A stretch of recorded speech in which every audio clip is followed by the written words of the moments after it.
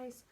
I thought I'd carry on with our class read of Mr. Stink, but I'm going to start it again from the beginning in case anyone missed any bits, and also if any other classes want to listen as well.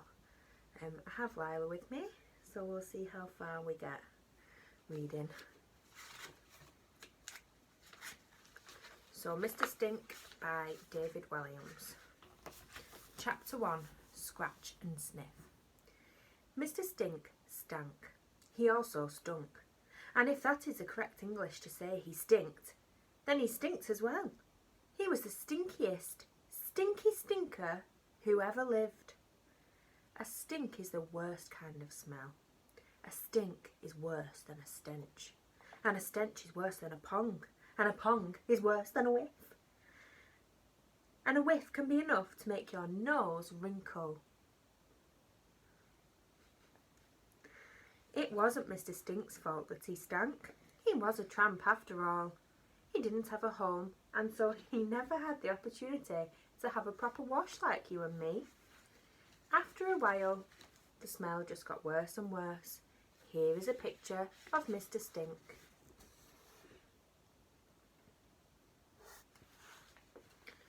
He's quite a snappy dresser in his bow tie and tweed jacket, isn't he? But don't be fooled. The illustration doesn't do justice to the smell. This could be a scratch and sniff book, but the smell would be so bad you would have to put it in the bin. And then bury the bin very deep underground. That's his little black dog with him, the Duchess. The Duchess wasn't any particular breed of dog. She was just a dog. She smelt too, but not as bad as Mr. Stink. Nothing in the world really smelt as bad as him, except his beard.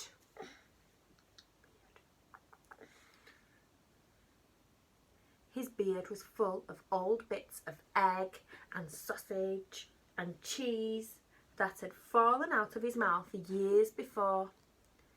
It had never ever been shampooed, so it had its own special stink, even worse than his main one.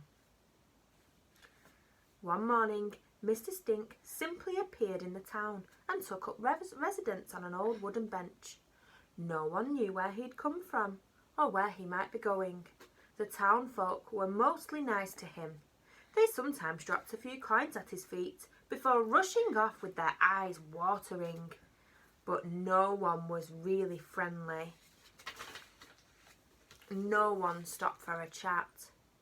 At least, not till the day that a little girl finally plucked up the courage to speak to him. And that's where our story begins. "Hello, hello," said the little girl, her voice trembling a little with nerves. The girl was called Chloe. She was only 12 and she'd never spoken to a tramp before. Her mother had forbidden her to speak to such creatures. Mother even disapproved of her daughter talking to kids from the local council estate. But Chloe didn't think Mr. Stink was a creature. She thought he was a man who looked like he had a very interesting story to tell. And if there was one thing Chloe loved, it was stories. Every day she would pass him and his dog in her parents' car on the way to her posh private school.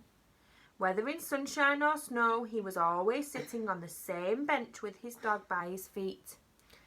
As she luxuriated on the leather of the back seat with her poisonous little sister Annabelle, Chloe would look out the window at him and wonder. Millions of thoughts and questions would swim through her head. Who was he? Why did he live on the streets? Had he ever had a home? What did his dog eat? Did he have any friends or family? If so, did they know he was homeless? Where did he go at Christmas? If you wanted to write him a letter, what address would you put on the envelope? The bench, you know, the one that cut round the corner from the bus stop. When was the last time he'd had a bath? Could his name really be Mr. Stink? Chloe was the kind of girl who loved being alone with her thoughts. Often she would sit on her bed and make up stories about Mr. Stink. Sitting on her own in her room, she would come up with all kinds of fantastical tales. Maybe Mr. Stink was a heroic old sailor who had won dozens of medals for bravery, but had found it impossible to adapt to life on dry land. Or perhaps he was a world-famous opera singer who one night, upon hitting the top note in an area in the Royal Opera House in London, lost his voice and could never sing again. Or maybe he was really a Russian secret agent who had put on an elaborate tramp disguise to spy on the people of the town. Chloe didn't know anything about Mr. Stink. But what she did know on that day, when she stopped to talk to him for the first time, was that he looked like he needed the £5 note she was holding much more than she did. He seemed lonely too. Not just alone, but lonely in his soul. That made Chloe sad. She knew full well what it was like to feel lonely. Chloe didn't like school very much. Mother had insisted on sending her to an all-girls posh secondary school, and she hadn't made any friends there. Chloe didn't like being at home much either. Wherever she was, she had the feeling she didn't quite fit in. What's more, it was Chloe's least favourite time of year, Christmas.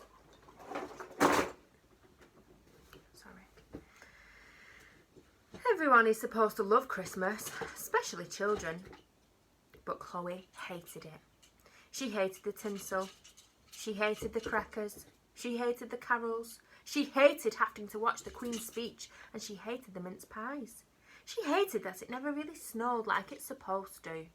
And she hated sitting down with her family to a long, long dinner, and most of all, she hated how she had to pretend to be happy just because it was December 25th.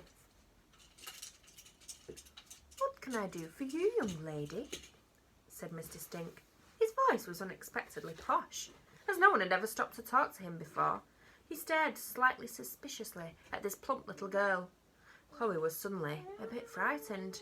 Maybe it wasn't such a good idea to talk to the old tramp after all. She'd been working up to this moment for weeks, months even. This wasn't how it had played out in her head.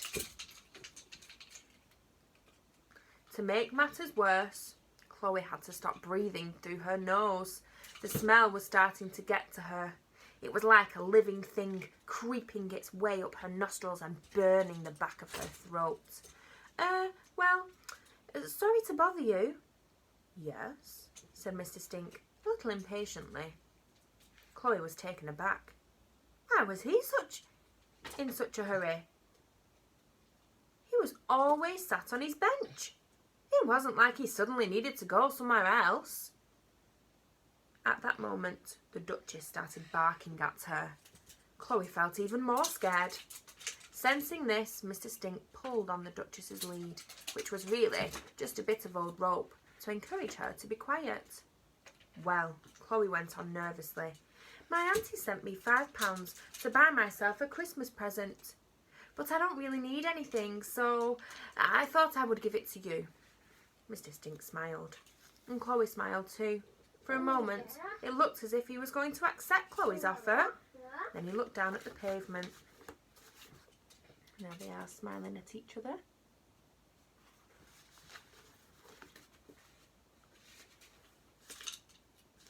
"Thank you," he said. "Unimaginable kindness, but I can't take it, sorry." Chloe was confused. "Why ever not?" she asked. "You are but a child. £5? It's too generous. I just thought it's really kind of you, but I'm afraid I can't accept. Tell me, how old are you, young lady?" 10? 12, said Chloe loudly. She was a little short for her age, but she liked to think she was grown up in lots of other ways. "I'm 12.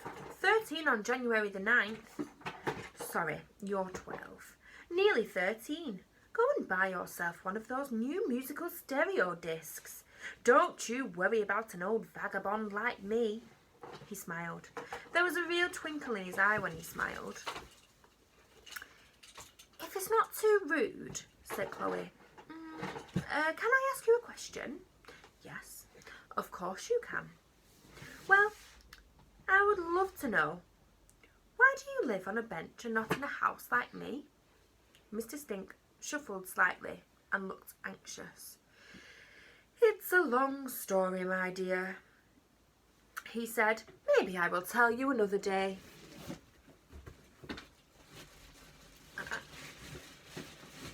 What's that?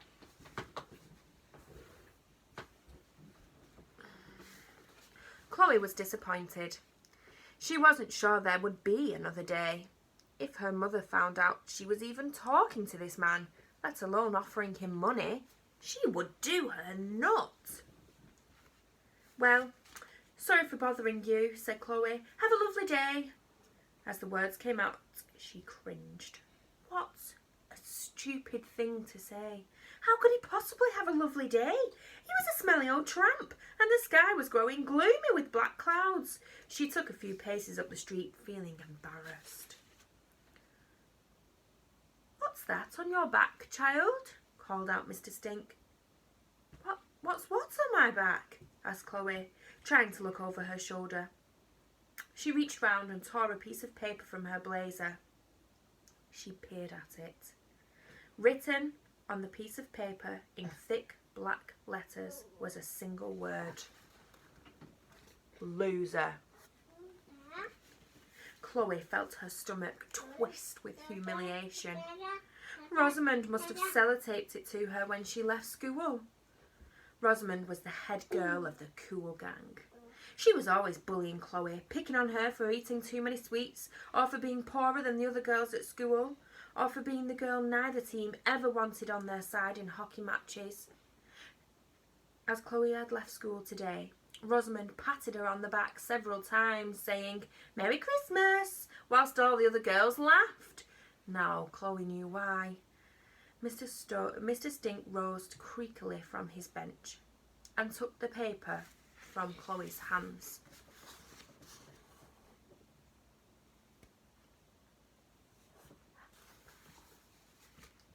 I can't believe I've been going round with that on my back all afternoon, said Chloe. Embarrassed to feel tears welling up, she looked away, blinking into the sunlight. What is it, child?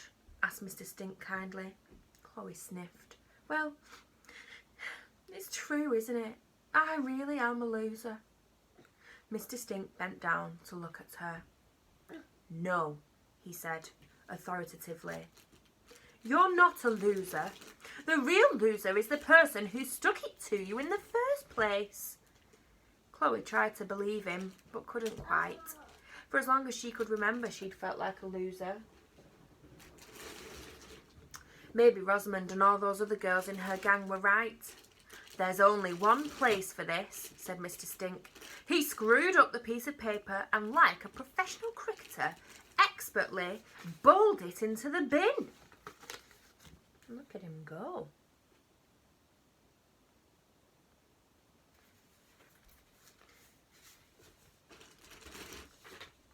Chloe clocked this, and her imagination instantly started whirring. Had he once been the captain of the England cricket team? Mr. Stink brushed his hands together.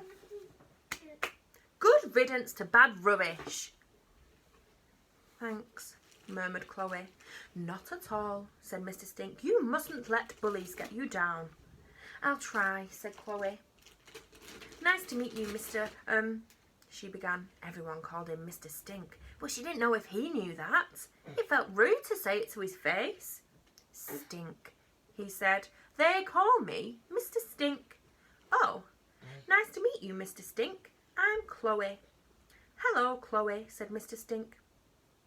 You know, Mr. Stink, said Chloe, I still might go to the shops. Do you need anything, like a bar of soap or anything? Thank you, my dear, he replied, but I have no use for soap. You see, I had a bath only last year, but I would love some sausages. I do adore a nice sausage. And that's the end of that chapter. The next one is called Icy Silence. So you'll have to wait and see for that one. I'm coming up to say bye-bye, Lyla. I do apologise for the sound effects of Lyla playing. Are you saying bye-bye? Lyla, look, say bye-bye. Waving, say bye-bye. Good try.